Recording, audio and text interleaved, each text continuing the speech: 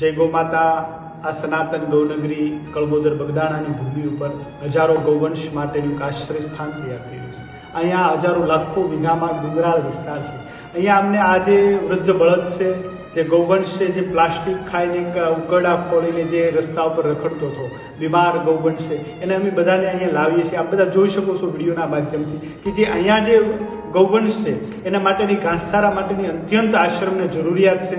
તો એ આશ્રમની જરૂરિયાત 5 થી 6 મહિનાની જ રહેતી હોય છે। 5 થી 6 મહિનામાં તો ડુંગરાળ વિસ્તારમાં બધું હરિયાળું થઈ જતું હોય તો ગૌવંશ બધા પેટ ભરી શકે, પણ અત્યારે ખૂબ ઘાસચારાની જરૂરિયાત છે। ત્યારે સુરતનું એવું શિવનંદી ગ્રુપ, સુરતનું ખૂબ જ બહુ મોટું ગ્રુપ છે અને બધી ગૌશાળામાં સેવા આપતું ગ્રુપ છે।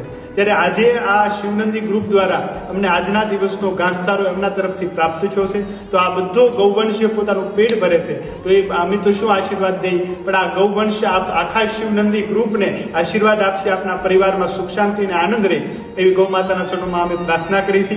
આવીને આવી સેવા દરેક ગ્રુપ દ્વારા અમને મળતી રહે, તો આ થોડોક સમયગાળો છે તે અમારો કપાઈ જાય અને આશ્રમની જરૂરિયાત ઘાસચારાની છે। આપ સૌ નોંધ લઈ અને આશ્રમને ખૂબ ઘાસચારા માટે મદદ કરો એવા ગૌ માતાના ચરણોમાં પ્રાર્થના। આપ સૌને જય ગૌ માતા।